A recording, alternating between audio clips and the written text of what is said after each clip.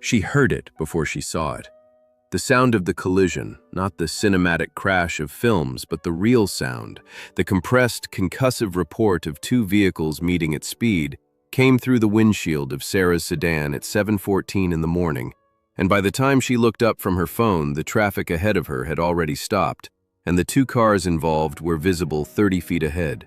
Steam from one hood, the driver's door of the second hanging open at an angle that suggested the impact had been significant. She set her phone on the passenger seat. She looked at the scene. She was calculating what she could see: two vehicles, the positions of impact, the door open, suggesting at least one person mobile, when she saw him. He was already there. He had been on the sidewalk. She could piece it together from the angle. Walking, work boots and dark navy uniform. A maintenance worker starting an early shift or ending a late one. He had heard the crash and moved toward it with the specific directness of someone who had not paused to decide whether to move. He was at the passenger door of the second vehicle before any of the other stopped drivers had gotten out of their cars.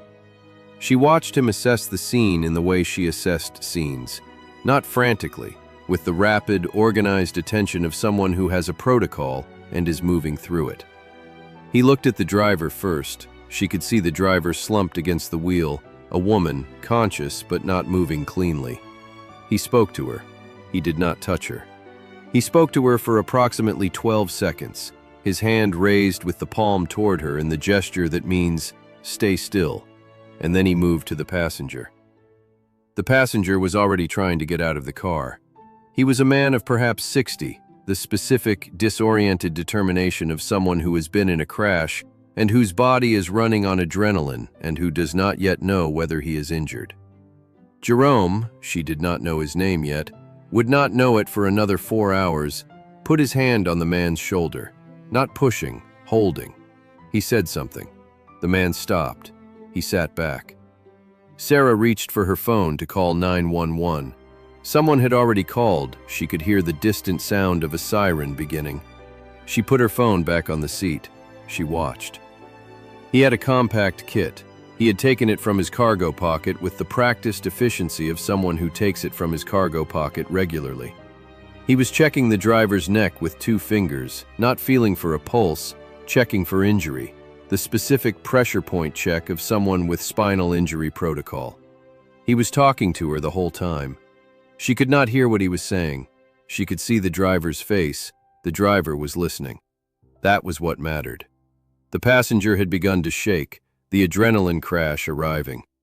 Jerome saw it from the driver's side of the car. He moved around. He put the man's hands together between his own, the specific gesture of someone who has learned that physical warmth and containment interrupts the shock spiral. He kept talking. The shaking slowed. Before we continue, if you believe that training and capability do not disappear simply because a system decided not to recognize them, please like this video, subscribe to Stillwater's Stories, and share this with someone who needs to believe in people again today. The ambulance arrived at 7:26, 12 minutes after the crash. In those 12 minutes, Sarah watched Jerome do 12 specific things that she could identify from 20 years in hospital administration.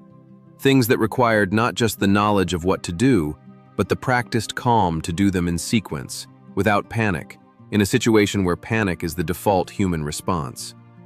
She identified them in order, naming them to herself the way she had been trained to name them in her own clinical years before she moved into administration. Scene safety assessment, mechanism of injury identification, primary survey, cervical spine precaution, secondary survey, shock management, bystander management, ambulance coordination.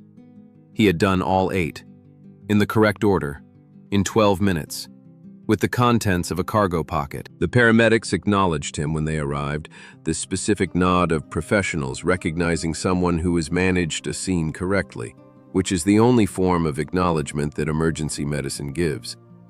He stepped back immediately when they arrived, clearing the space without being asked, the mark of someone who understands that his role ends where theirs begins.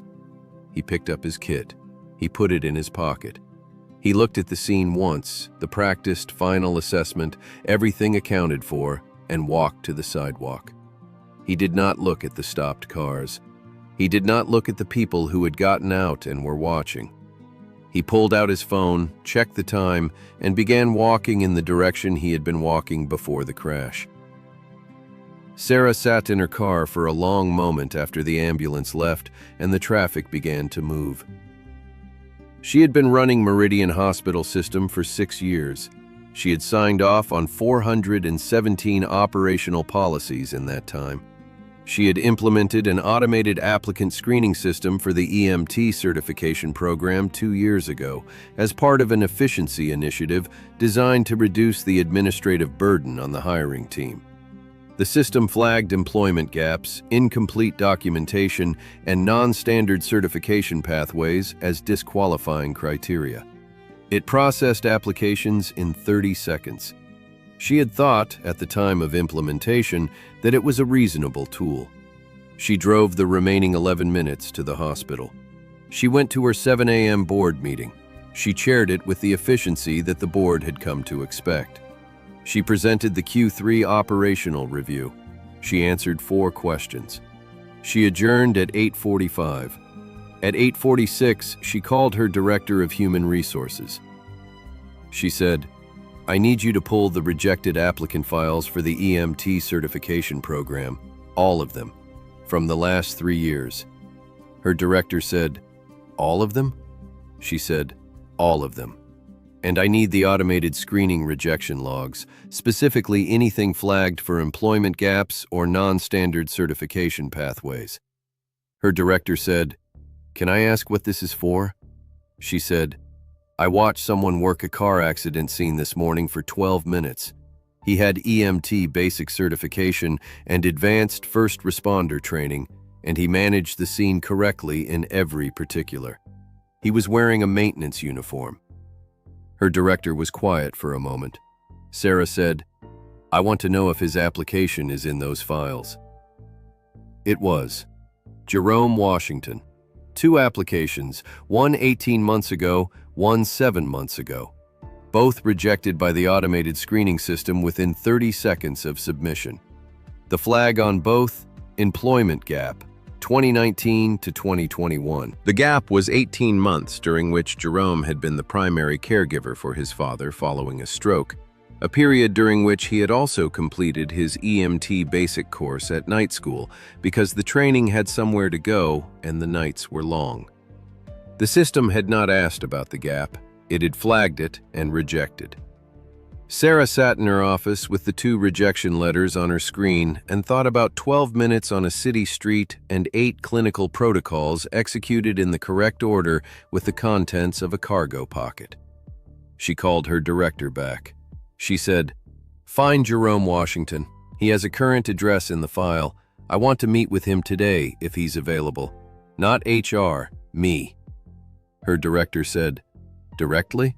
She said, "Directly." Jerome came in at 2 o'clock. He sat across from Sarah's desk in the same dark navy maintenance shirt he had been wearing that morning. He had come from his shift. He sat straight in the chair with his large, capable hands on his knees and looked at her with his dark, focused eyes and waited. She said, "I was in the car 30 feet behind the crash this morning." He said, "I didn't see you." She said, "I know. I watched the whole thing." He said nothing. She said, 8 protocols, correct order, 12 minutes, with what you had in your pocket." He said, "It's what the training is for." She said, "You took the National Registry exam." He said, 3 years ago, first attempt." She said, "Your application to our EMT program was rejected twice." He said, "Yes." He said it without bitterness. "The employment gap." She said, "Your father had a stroke." He said, "Yes." She said, "During which time you completed your EMT basic course." He said, "Night school." "My father was stable by evening." He paused. "I had to do something with the nights." She looked at him for a moment. She said, "I owe you an apology." He looked at her. She said, "The screening system that rejected your application was implemented at my direction. It processes applications in 30 seconds. It does not ask why there is a gap. It simply flags it. She paused. I watched you work this morning for 12 minutes, and what I saw is the thing the system had decided was not there. Jerome said, I know the system. I've applied twice. I understood why I was rejected. She said, you understood the mechanism. That doesn't mean it was right. He said, no, it doesn't. She said, I want to offer you a place in the next cohort of the EMT certification program, beginning in 6 weeks, fully funded, with a stipend for the duration. He looked at her. He said, because of this morning? She said, because of this morning. And because of 2 applications that were rejected by a system that was measuring the wrong things. He said, will it change for other people, the system? She said, I'm reviewing the screening criteria this week. The employment gap flag is being removed. Applications will be reviewed by a person. He said, how many people did it turn away? She said, I don't know yet. I'm going to find out. He was quiet for a moment. He said, I want the program. I've wanted it for 3 years. He looked at her with his dark, steady eyes. But I want you to know, I was going to apply again. I wasn't done. She said, I know. He said, how? She said, because you still have the kit in your pocket. He looked down. The compact first aid kit, the left cargo pocket, the daily habit of 3 years of carrying training that no program had yet recognized. He looked back up. She said, 6 weeks. Are you available? He said, yes. She said, good. They shook hands across her desk, her pale ivory hand in his large, deep brown one, the specific grip of 2 people who have just agreed to something real. He left at 2:37. She stood at her office window and watched him cross the parking lot in his maintenance uniform, the same walk she had watched cross a crash site at 7:14 that morning, unhurried, purposeful, completely himself. She turned back to her desk. She opened the rejected applicant file. She counted. 41 names.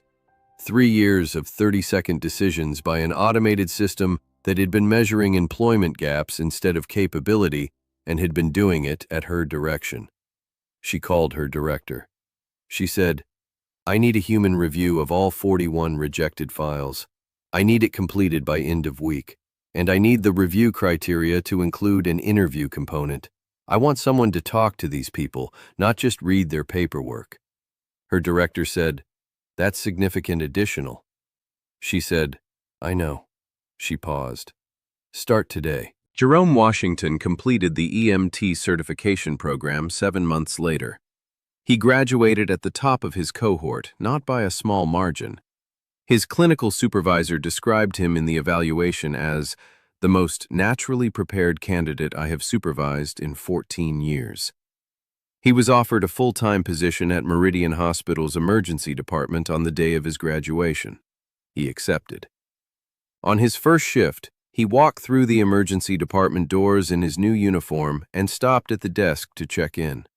The charge nurse, a woman who had been in that department for 11 years, looked at his badge, looked at his face, and said, You're the one from the parking lot review.